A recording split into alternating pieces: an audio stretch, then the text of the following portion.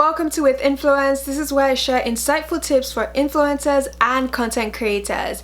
So today we're going to be talking about 3 steps to start as an influencer, and so this is just going to guide you on what you actually need to begin the journey of being recognized as an influencer and hopefully help you to grow your platform and become that influencer or content creator you wish to be. So let's get straight into this. These are the practical ways I started my journey on becoming an influencer. It was actually very organic. I started YouTube as a hobby, and eventually, I saw the opportunity and I just went for it even harder. But I know I actually had to take certain steps to make sure people saw me as an influencer, or at least brands saw me as someone to work with, and others saw me as someone to gain helpful, insightful, inspirational content from. So it all boils down to that intention of what I wanted at the end of it, like what I want to achieve by creating that, content that people adore, which is to grow my following, to grow my authority in this space as an influencer, and to attract brands and opportunities so I could, make some money and achieve certain goals and hit certain dreams. So it was really important to me to do all of this. Number 1, equipment. Yes, this is very important. It's really important to look at what you can afford and to start from there. I know it's very easy to look at everyone else and think, oh, I need a DSLR camera, I need something very expensive to start, and that can be limiting. So it's always best to kind of look back at what you have currently, what you can get, and start from there. So when it comes to equipment, these are the important things to have. You need a camera. So this can be your iPhone. This is an iPhone 12, or you can get a DSLR camera like I have here, which is my Canon 80D. I remember when I started, I was using my HP laptop for YouTube, even borrowing my friend's camera. At the end of the day, if it has a camera, you are good to go. We can talk about perfecting it, getting better quality with time, but first of all, you want to make sure you can start. And if you feel like you only need to have the very best to start, if you don't have that money, it can be limiting, but if you do have that money, sure, go ahead, get what you need. Next is a tripod. You need a tripod. This will help you, a good sturdy tripod. This will help you place your camera in different directions. It will also just help with the overall look and how comfortable you are in front of that camera, because it's right there in front of you, as opposed to if you put it on a pile of books, which nothing is wrong with that. You might have your camera tilting over or everything falling and it's stressing you out. So a tripod is definitely recommended. Good lighting is so important. You can start off with daylight. That is very restricting sometimes. Like today we have a cloudy day, but luckily I have my light here, which is super helpful. I remember starting off in college, I started off with daylight, and then I invested in a ring light, and then I invested in different sorts of lights to kind of experiment with what I wanted. But you want to start off with what you have, and if that's daylight, go ahead. Daylight is amazing. And if you're someone that is shooting on your iPhone, daylight is captured so much better with an iPhone, in my opinion, and I just personally love that combination of an iPhone with daylight. It's just beautiful. So you can definitely look into the different sorts of lights that will appeal to the sort of content you're going for. You have ring lights, soft boxes, octagon lights, everything. There are so many options out there, so definitely do a bit of research to figure out what you can dive into. I definitely recommend starting off with daylight, so you kind of understand how it works, and then go into something like a ring light or a softbox light, so you can also teach yourself how to create content with different sorts of light. You definitely need a mic, and mic is very, very important for that audible audio, and it's okay if you stick to your in-camera mic.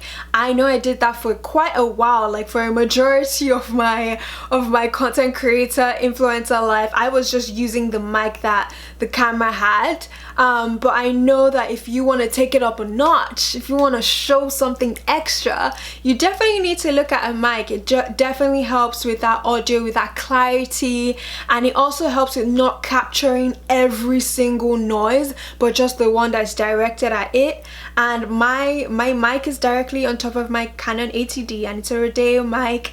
I'm gonna link all my equipment down in the description box so you can actually check it out.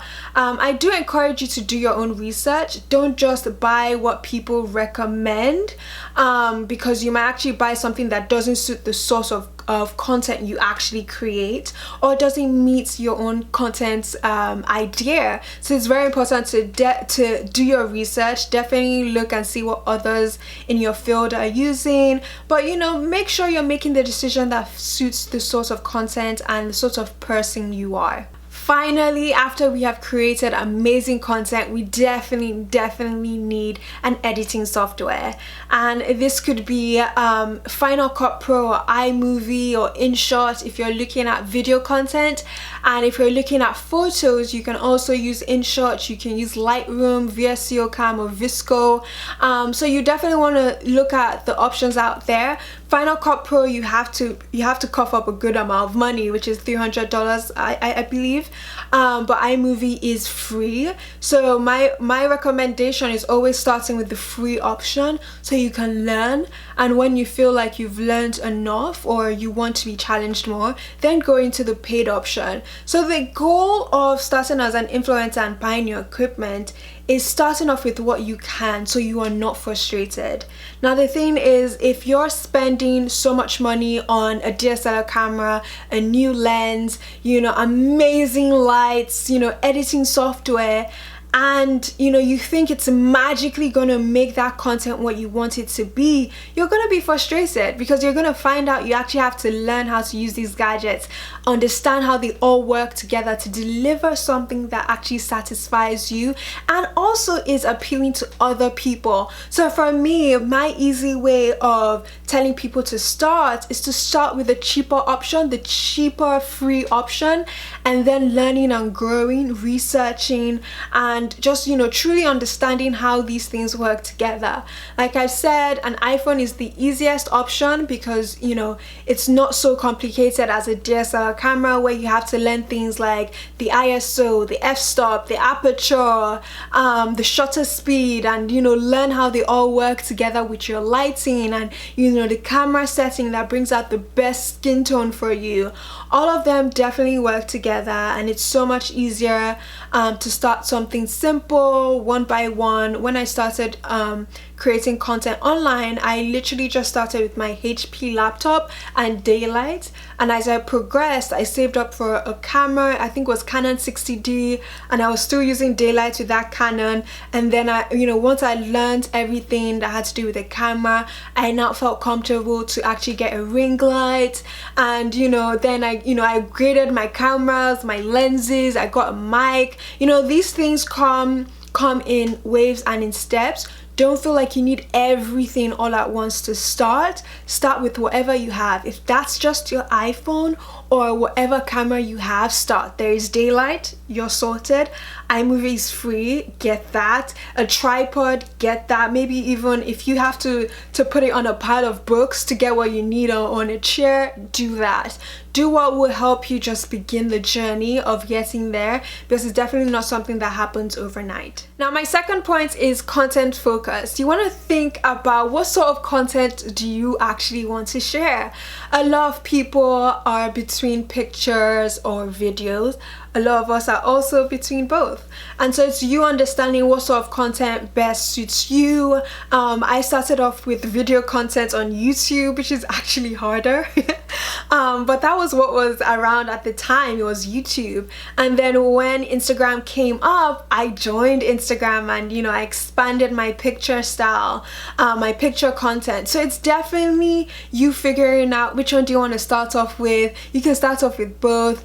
I feel like it's a lot easier to pick one and then develop your style so it actually translates into the next thing. Like your picture style translates into your camera, into your video style translates into your picture style. And there are definitely some people, even in this era where we have Instagram that has picture and video option, there are people who are solely just picture. If you want video, is in their story, and it's okay, you know. And there's some of us like me who we are in both worlds. We are doing pictures and we are doing videos, and we absolutely love it. It just depends on what, you know, what suits us for that particular content idea, and literally that is it. We're in a world, I will say, that is looking towards more video content because it's more engaging. As a creator, a lot of brands are looking at video content the most. They might ask for pictures, but that's usually when it comes to like story, unless, you know, you're the sort of person that is solely pictures, and so obviously when they are coming to you, they know it's just pictures. But you know, I'm that creator that you can come to me for both, and you know, it gives me greater opportunities as well. When we think about our content, do we want to do picture or video? It then kind of asks us that question of what platform is for us. YouTube obviously is solely video. Instagram is picture and video, and we have TikTok, which is solely video. So it kind of boils down to what sort of content are you trying to put out. I am for TikTok. I highly recommend it for influencers, for content creators. That platform is pushing. It is pushing, and people are growing pretty fast. I honestly have 80k plus followers in over a year of joining TikTok. And let me tell you, I have 80k followers on Instagram, and it is taking me over, let's just say, 4 years to achieve.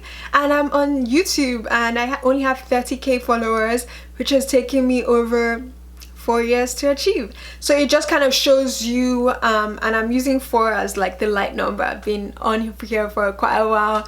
I think 2013, so yeah, quite a while. Probably like 7-8 years. So for me, it's understanding what result do you want and picking the platform that best suits you. So my recommendation to anyone that is starting is get on TikTok. If you are not starting, or you've been in the game and you're thinking about it, this is your sign to join TikTok now and start creating. And then I'll recommend Instagram, because it's also a great platform to get exposure, to get opportunities. To me, Instagram is like a LinkedIn for creators. And you need to definitely be on there to be seen.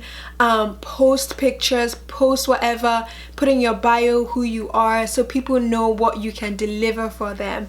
And YouTube is also a successful platform for people. I just know I have struggled on here for quite some while, and it's definitely a platform that isn't easy at all. It isn't easy to grow, it isn't easy to just, you know, be. And for me, you know, joining TikTok and comparing it, when I joined TikTok, it was like I could just be myself, and I was growing, and you know, if I was putting this much effort, I was gaining this much results. For YouTube, I don't see that connection. When we think of that content, we're also thinking of our niche. You know, you want to do video content on YouTube. Okay, what sort of category or niche are you looking into? Do you want to be a fashion influencer, a beauty content creator, a tech guy, a tech woman? Do you want to share lifestyle? Do you want to share food, cooking? Do you want to share your dogs, your pets, whatever? It's you kind of figuring out, where do I want to be, and starting off there. It's so much easier to start with one and to expand. If you're someone like me that likes to do a lot of things, likes to share a lot of things, then I would recommend starting off with 3 content niches. So you could start off with, like, someone like me, I do beauty, I do fashion, I do lifestyle. Those are like my 3. In beauty is skincare as well, so makeup and skincare. And so it's kind of you figuring out, where do I want to start, where do I want to go. And honestly, when you start with a niche, you can always expand. It's just really easier to grow an audience with one section. And then once you're fully satisfied, you can start to pivot and go in different directions slowly, so you're not overwhelming or confusing your followers, but rather, you know, kind of showing them who you are, and they're kind of like excited, like, ooh, I didn't know Whitney like that, that sort of thing. And so a niche is really important. It really helps guide you. You don't want to be that person that is like, I'm a beauty influencer, and then all over your food, all over your feed is food content and maybe one beauty related content and you're like, how are you a beauty influencer? I think you're more food. So you kind of want a situation where you know what you're meant to be focused on. You can definitely spill in other bits of you, but you want a majority, like 90%, to be in that area that you choose to be in. And so finally, when we're thinking of that content, we're also thinking of content that will resonate with an audience. So you want to create content that is insightful, helpful, inspiring. You know, when I think of myself as a beauty influencer, I would think of, okay, what would people want to know? Okay, my favorite foundations. That way, if they're shopping for their foundations, they know what to buy. A beginner makeup tutorial, so they know how to just do their own makeup. If you're a tech guy, it's probably starting off with a couple reviews of the latest gadgets in town, like, you know, the iPhone 12, you know, and, you know, sharing your thoughts up on it. You know, it's kind of you thinking like that. If you're a tech woman, it's maybe also sharing your favorite tech products on the market, like, or what you think about Apple's AirPods, or what you think about, you know, whatever that is out there in your category. It's you thinking, how can I help people, how can I inspire them, and putting that into your content. And then when you think of that, by creating content that resonates with people, it attracts an audience. Now when it attracts an audience, you know, you're going to grow your following. Now when you're growing your following, it's also letting the brands know, the opportunities know that, hey, there's a Whitney in this category that is doing so well, and she has an amazing audience that wants to know what her favorite products are. We need to work with her. And that's the sort of vibe you wanna create. So, you know, it's kind of like a ripple effect of, you create content that is helpful to an audience that actually attracts them to follow you, and in return, those followers are what you leverage to get the opportunities that get you paid. You know, and that is the beauty of it, and that's why almost anyone and everyone can be an influencer or content creator. They just kind of have to figure out what is like their style of creating, what is the niche they're in, do they want to be consistent, and all of that, and then they can build that world. Speaking of consistency, this takes me to my third point, which is strategy. We have that content that we are going to be focused on, and then we have the equipment that we need to create that content. Reminder, you don't have to have everything, just something that has a camera and something to edit it, you're good to go. So we need a strategy. We have those two things, so we now need a strategy to leverage everything and to put us out there. So our strategy is to post consistently. Oh, that's such a beautiful word. Now, posting consistently is something that applies to everyone differently, and you need to understand what yours is. Now, when I say posting consistently, for me, that is posting every single day, and that is on Instagram. For me, consistency was posting every Sunday on YouTube. For me, on TikTok, posting consistently is posting every single day. And so it's kind of you figuring out what is my level of commitment and sticking to it. If you're someone that will post every other day, I need you to do that for yourself. No buts, no ifs. I need you to do that for yourself. Now, what posting consistently does is to tell people and to remind them that you're in this space for them and you want them, and it reminds people that you are that go-to person. It's also great to post consistently because the algorithm picks you up like, hey, this girl, she's on her game. And it's so important because it's really helpful, it's really encouraging, it's really exciting for people who admire you to see you regularly. They want to know what you want to share, what you want to talk about, and the only way to do that is to post consistently. So figure out what your idea of consistency is and stick to it. I know it's a challenge, it's a struggle, it's not easy, but I need you to be more committed to that. Now we have a strategy of posting consistently. Now, how else do we push our content out there? One beautiful way to push your content out there is to tag brands. Now, if you're someone that is in fashion, beauty, skincare, lifestyle, tech, whatever it is, even pets, if you're talking about something that has certain brands attracted or linked to it, tag them. If I create this beautiful makeup look and I used Fenty and I used Dior and I used whatever, I will make sure to tag them either in the caption to say that I use Fenty's lip gloss, or tag them in the picture so they know like, oh yeah, she used our stuff. And that's the way they find you. That is the way they find you. You need to tag them so they know you exist. And in having that strategy, it's also thinking of creating quality, relatable content. Quality is a word that varies. For some people, it's it's just clear. For people, it's making sure that they shot that thing on a professional DSLR camera. That is their own quality. But quality in a broad sense is just making sure your content is good. Like, you guys can clearly see me, right? Like, the screen is not foggy. You're not struggling to hear me. You're not struggling to see me. You can see me. This is quality content. And I'm also sharing helpful, inspiring, insightful tips that will help you be a better content creator, a better influencer. And that's the sort of thing that you need to be thinking of. If you say you want to share food content, your quality will look like making sure the food is rich, with color, nicely laid out, nicely, just everything from that picture of your food. It looks exciting. It looks like I want to eat that right now. And so you always have to think of, what is the best way to put myself forward? What is the best way to share this content? If your audio is bad, how then do people hear you?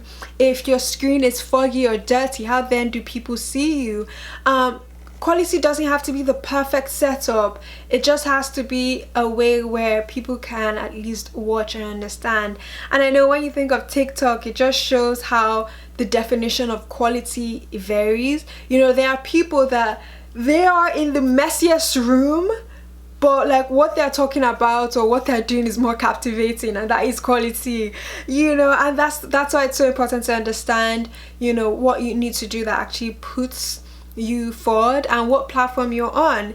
If you are on TikTok, a lot of things go, as opposed to Instagram, where everyone is trying to be aesthetically pleasing and pleasant to the eye. So a messy room is not something you'd see on Instagram, but you might see on TikTok. So it's just really understanding that. And finally, in order to strategize the best, you honestly need to put you first. Put you first in terms of creating content that also is appealing to you and exciting to you. Don't just do things because other people are doing it and you actually don't even care about it. It will translate in your content. And who wants to go viral doing something they hate? You'd always be linked to that, and you'd always probably have to do that. Like, imagine if I go viral for being a chef just because I cooked like a meal on YouTube and everyone loved it, and I'm not even someone that likes to cook that much. That means, am I always going to be cooking for views? Am I always going to be cooking to relate to people? I don't really like cooking all the time. Sometimes I'm just lazy, sometimes I'm too hungry, sometimes I'm too tired. So you need to put you first. What are your interests? What are your hobbies? And translate that into the content you create, and translate that into the way you share that content. If you're someone that enjoys creating pictures, beautiful pictures, do that. Don't just hop onto the video trend because that is what is being pushed on platforms. Instead, look at what you can deliver in your content that is definitely you, and that is the most important thing. Putting you first, your interest first, your style of creating first, and then evolving and growing and finding ways to improve that content so it's more enjoyable for your audience, it's more exciting for them. Those are 3 steps to start your journey as an influencer or content creator. Looking at your equipment, starting off with what you have, and then creating content that matches what you want to put out there, but then having that strategy that pushes it forward, pushes it to an audience, and attracts the brand and the followers that you need to grow in this journey. So I hope this was really helpful. Do follow along for more insightful tips for influencers and creators, and make sure to check us out on Instagram at WHIT INFLUENCE. I actually share a lot more insightful tips there, and I also share relatable reels, TikToks, posts from other content creators that I find will be helpful to you. So combining that YouTube and Instagram will be very helpful to your journey, and I hope I can help as much as possible. So if you found this super helpful, do comment down below in the comment section.